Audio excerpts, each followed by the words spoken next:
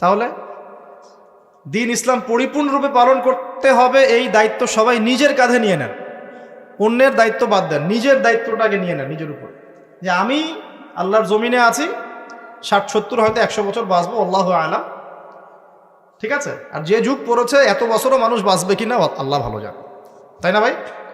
এই কিছুদিন আগে করোনা এসেছিল, এক ধোয়ায় কতগুলো মানুষকে ধুয়ে দিল না? ধুয়ে দেয় নাই? জি, আচ্ছা।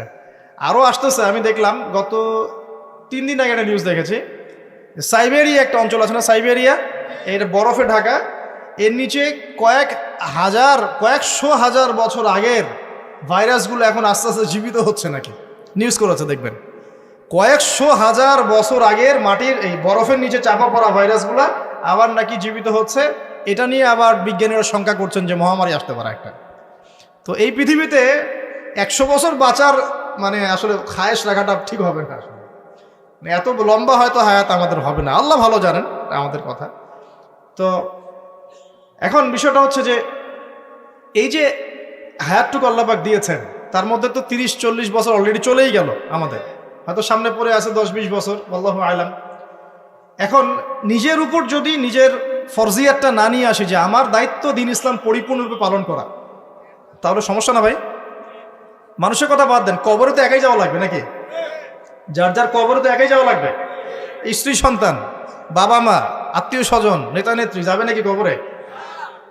যারা আজকে আমাদেরকে মোহগ্রস্ত করে রেখেছে, মোহগ্রস্ত বোঝেন, দুনিয়ার মায়া মোহর মধ্যে ব্যস্ত করে রেখেছে, কেউ কি যাবে? ওই একটা হাদিস পড়লেই চোখে পানি চলে আসে, মাইয়াতকে রাখা হয় কবরে, আর মাইয়াত পায়ের খসখস শব্দ শুনতে পারে, তাকে যারা দাফন করতে আসছে তার পায়ের খসখস শব্দ সে শুনতে পারে। আল্লাহ পাক শোনায়। আল্লাহ পাক শোনালে মানুষ শুনবে না? আল্লাহ পাক যদি দেখায় মানুষ দেখবে না? তো আল্লাহ যদি কাউকে কিছু শোনান তাহলে তো সে শুনবে, সে দেখবে, সে বুঝবে। এরপরে যখন তারা চলে যায় তখন সে একা নিথর পড়ে থাকে। যদি মুমিন ব্যক্তি হয় তাহলে মাথার দিক থেকে নামাজ আসবে, এই যে ডান দিক থেকে যাকাত, বাম দিক থেকে রোজা, পায়ের দিক থেকে অন্যান্য সৎ আমলগুলো এসে তাকে সঙ্গ দিবে। ফেরেশতারা প্রশ্নোত্তর পর্ব করবেন, সে ইনশাআল্লাহ তাআলা বুক ফুলি উত্তর দিয়ে দিবে ইনশাআল্লাহ। এখন দেখেন, এই যে প্রশ্ন করা হবে মান রব্বুক, কে তোমার রব, দুনিয়াতে যে আল্লাহর দ্বীনই পালন করছে না সে কি উত্তর দিতে পারবে নাকি? মান রব্বুক, কে তোমার রব, আল্লাহর সাথে দুনিয়াতে শিরিক করছে, তো শিরিকের পাপে থাকলে কি মান রব্বুক উত্তর দিতে পারবে? জিজ্ঞেস করা হবে মা দিন, তোমার দিন কি, যে দিন ইসলাম আংশিক মানে আংশিক মানে না, উত্তর দিতে পারবে? আল্লাহ পাক বলছেন উদখুলু ফিস সিলমি কাফা, তোমরা পরিপূর্ণ রূপে ইসলামে প্রবেশ করো। আল্লাহ কি বলছেন আংশিক রূপে প্রবেশ করো? বরং আংশিকতার শাস্তি আল্লাহ পাক বলছেন, সূরা বাকারা পড়ে দেখেন 85 নম্বর আয়াত, নাম্বার বলে দিলাম 84-85। আল্লাহ বলছেন আফাতুমিনুনা বিবাদিল কিতাবি ওয়া তাকফুরুনা বিবাদ, তোমরা কি আল্লাহর কিতাবের কিছু অংশ মেনে চলবে আর কিছু অংশকে ছেড়ে দিবে? ফামা জাযাউ মান ইয়াফআলু যালিক ইল্লা খিজয়ুন ফিল হায়াতিদ দুনিয়া, যারা এরকম আদর্শে চলবে, কিতাবের কিছু অংশ মানি কিছু অংশ মানি না, আল্লাহ বলছেন দুনিয়াতেই তাদেরকে লাঞ্ছিত করে দিব আমি। এই যে পুরো বিশ্ব জুড়ে মুসলিমদের উপর লাঞ্ছনা আসে নাই, এইটাই কারণে আসছে। আমরা কিতাবের কিছু অংশ মানি কিছু অংশ মানি না। কিতাবের কিছু অংশ আমরা মানি ঠিকই, কে বলছে নামাজ রোজা হজ জাকাত আমরা মানি না? আমরা মানি তো, কিন্তু সুদটা ছাড়তে যান, দেখেন মানে কিনা। এই সুদের করাল গ্রাসে এই পুরো বিশ্বের অর্থনৈতিক সিস্টেমটা এখন হুমকির মুখে পড়ে আছে। এই যে প্রবাসীরা আপনারা এখানে আছেন অনেকে, আপনাদের রেমিটেন্স থেকেই তো চলে রিজার্ভ, এটা একটা অন্যতম সোর্স। যারা ইকোনমিক সেকশনে পড়াশোনা করেন বা করেছেন তারা জানেন, বুঝবেন এগুলো। তো এই পরিশ্রমের ফসল, মাথার ঘাম পায়ে ফেলে কি অবর্ণনীয় কষ্ট সহ্য করে যে এই কাজগুলো করে মানুষ।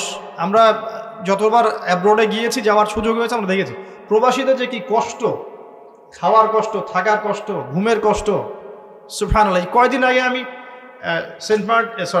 কক্সবাজার একটা সফর ছিল, ওখানে যে একদম শেষ পয়েন্ট যেটা নাফ নদীর সামনে টেকনাফ, ওই পর্যন্ত আমরা একটু ঘুরতে গিয়েছিলাম, ঘোরার জন্যে। ওখানে বিজিবি সদস্যদের ক্যাম্প আছে। কি যে অবর্ণনীয় কষ্ট স্বীকার করে তারা সীমান্ত পাহারা দেয়, কল্পনা করতে পারবো না। এত কষ্ট, 4 থেকে 5 ঘন্টা ঘুমানোর সময় পায় 24 ঘন্টা কি 30 ঘন্টার মধ্যে। তার মধ্যে 1 ঘন্টা সময় দেওয়া হয়, 1 ঘন্টার মধ্যে তার খাওয়া, গোসল, তার যে ইস্তেঞ্জা, তার বাসায় কথাবার্তা বলে 1 ঘন্টা। ওই যেখানে দাঁড়িয়ে আছে ওইখানেই দিন হচ্ছে রাত হচ্ছে।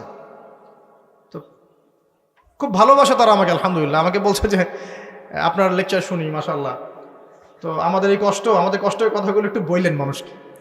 তো বললাম যে আপনাদের কষ্টের কথা মানুষকে বললে মানুষ বুঝবে না।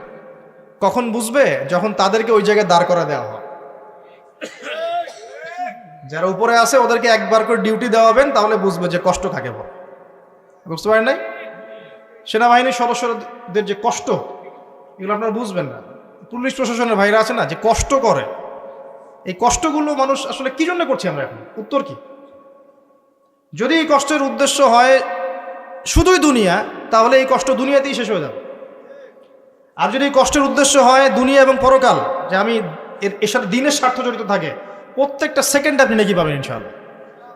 একটা হাদিস এসেছিল, ওনাদেরকে শোনাইছে হাদিসটা, যে একটা হাদিস এসেছে যে মুসলিম রাষ্ট্রের সীমান্ত পাহারা দেওয়ার জন্য যারা এভাবে বিনিদ্র রজনী কাটায়, তারা এই যে তাহাজ্জুদ গোজার, সওম পালনকারীদের সমান নেকি পায়। এবং ওই অবস্থা যদি ইন্তেকাল হয়ে যায়, শহীদ হয়ে যাবে ইনশাআল্লাহ। তো দেখেন ভাই, এই যে পরিপূর্ণ জীবন ব্যবস্থার কথা বলছি, প্রবাসীদের কথা থেকে এখানে আসছিলাম, যে তাদের যে কষ্ট, আমরা দোয়া করি যে আল্লাহ পাক তাদের যেন কষ্টগুলো লাঘব করে দেন এবং তাদের পরিবারগুলোকে আল্লাহ পাক যেন ইসলামিক পরিবার রূপে কবুল করেন। অনেক সময় দেখা যায় যে প্রবাসের স্বামী এদিকে বাসায় স্ত্রী পরকীয়া করতেছে, দেখেন নাই? কত ঘটনা এরকম ঘটতেছে। তো এরকম নিমক হারাম মহিলাদের সাথে সংসার করবেন না। সুন্দর মতো বসবেন, বসে সেপারেট করে দিবেন। এসব নিয়ে চলার কোনো মানে হয় না তো। আপনি প্রবাসে গিয়ে মাথার ঘাম পায়ে ফেলে রেমিটেন্স পাঠান, টাকা পাঠান, আপনার টাকা দিয়ে পরিবার চলে, সমাজ কল্যাণমূলক কাজ হয়, দেশের জিডিপি বাড়ে।